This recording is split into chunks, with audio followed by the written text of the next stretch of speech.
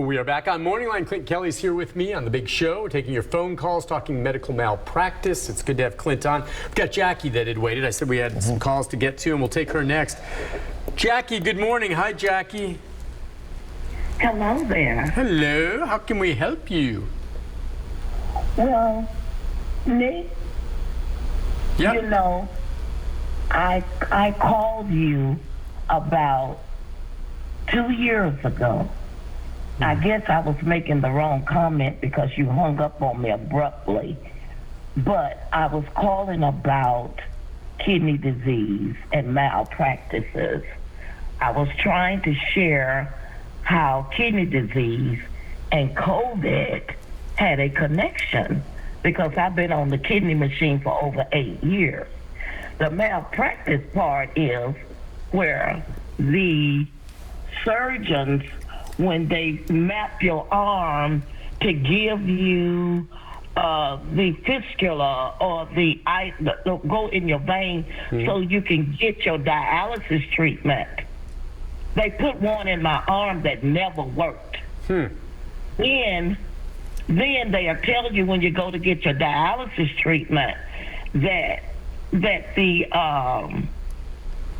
the thing they put in your arm clotted. So I got over 20 surgeries on one arm. Ask her what it has to do with COVID. What does that have to do with the COVID? Is there a connection with the COVID there? The reason I feel it's connected with the COVID because underlying disease is kidney disease and people ignore it. It's so many people with kidney disease. You hear about heart attack, you hear about cancer, you hear about every disease except the kidney disease. I've been on kidney disease for 8 years. I started my documentary. I went to Nashville Community College and the college up in Murfreesboro, who's going to help me with my documentary because no one listens. No one wants to hear you if you haven't written a book or something. Yes, sir, I noticed. And when I called, of course, like I said, Doc, I might not have been on the proper subject at the time, but I was trying to share with you. I called the Metro Police Department.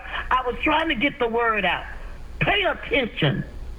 And you can see the connection here. Disease is infections. I had some infections. Okay, let's talk about this a little bit, Jackie. Yeah, I mean, COVID can have, and Jackie says, an impact on kidney disease. I can believe that COVID has an impact on a lot of types of diseases, and someone like her who's suffering it from the beginning could have made things worse. Yeah, let me get back to her point, though, about kidney disease. Yeah. This is all within the specialty of nephrology. Kidney specialists are nephrologists. Okay. And the kidneys involve all parts of the body. They are the body's way of purifying itself, okay? It's like kind of like a filter, if you will. Sure. And ultimately, it's, releases fluids to the bladder and they're expelled. Kidney problems can cause all kinds of other healthcare problems.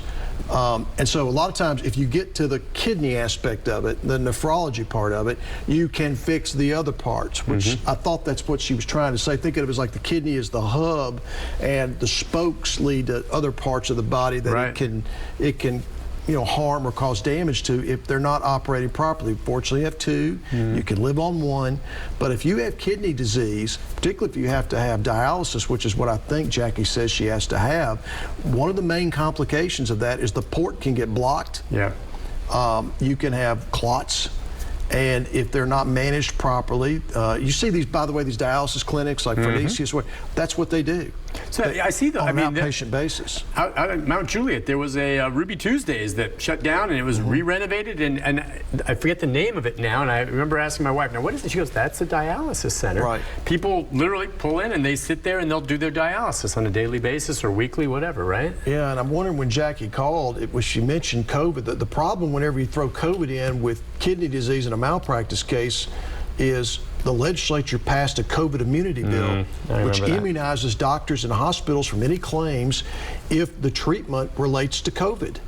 It's a terrible law in the way it was written, because it's written because when the doctor or hospital mismanages a health condition, even if it has nothing to do with the fact that the person has COVID, but rather COVID is just a part of it. In other words, say you come in, you're sick with COVID, but you develop a blood clot that had nothing to do with COVID, still the immunity law would probably apply. And so there are a lot of cases where patients could not file a lawsuit who were damaged or killed because they came into the hospital ostensibly for treatment with COVID. Or maybe they never had COVID in the first place, but they were suspected of having COVID. Yeah. And so that maybe what happened to Jackie is people said, well, no, wait a minute, you're not going to have a claim. But the fact that she's going to go through with a documentary about this, you know, she has something to say, and she's going to say it. Yeah, and there are a lot of people on dialysis, an awful lot. Is there a standard of care when it comes to making sure that it's not clogging in your arm? There's a standard of care for everything. Okay, of course there is. So I'm just wondering though, but are those difficult cases to prosecute or to rather litigate? Not necessarily. I mean, it depends on what it is. I mean, when you have blockage of a port is a recognized complication. Okay. You are supposed to be given informed consent on that, which we'll talk about in a little bit. Yeah. But it depends on why it was blocked, and was it misdiagnosed, and was it mismanaged. Those are things that could lead to a medical negligence case, particularly in situations where the patient dies from it because the dialysis was not managed properly. Jackie, let us know when that documentary is completed. Appreciate that. All right, informed consent. Yeah, that's a biggie now. You've talked about that for some time, and you say you have a lot of clients, or you question them. How much were you told ahead of time? I do. We going back hundreds of years, this claim has been out there, which is it's rooted in the patient's right to control their body. We all have the individual right to control what happens to our body. And part of that right means that if someone wants to cut on you or perform a procedure that relates to your body, they are required by the law to give you information about the risks associated with that procedure so you can make an informed choice whether you want somebody to do the procedure. Makes sense, right? You don't want someone cutting on you without having some idea what the risks are. When I started practicing, there were very few informed consent claims because doctors spent the requisite amount of time with patients explaining what could go wrong. You know, and then if something happens and it's part of the risk, in general, you're not going to have a claim because they told you there is a chance. You knew what you were getting yourself into. Now, there are always exceptions to that, but at least you knew. What I'm finding now, and it's becoming far more commonplace, are situations where the doctors are not spending sufficient time with the patients to discuss the risks, or, Nick, they're delegating that responsibility to their physician extenders, nurse practitioners, even registered nurses. Say, hey, Nurse Johnson, go tell patient X about the risks associated with gallbladder surgery. And these physician extenders are not spending sufficient time, or they're not explaining the risk properly. The patient consents, has the surgery, has a major complication, dies, or has, loses a limb, says, hey, no one told me that there was a risk of blood clot associated with this procedure. Or, hey, you didn't tell me that you're going in through the leg here trying to clean out my arteries and that it may puncture my artery and I might lose my leg. But realistically, Clint, I mean, people are going to say that, and if I have a doctor who tells me those things, then I know I need to have that surgical procedure done. I'm going to know there's the risk, but I'm going to do it unless the doctor's not going to say, you know what, the risk involved with this surgery is greater than the condition we're trying to cure. That's not going to happen. Otherwise, the doctor's not going to recommend you even have the procedure, right? No, that's not true. Because they're going to tell you one of the alternatives, you don't have to have it.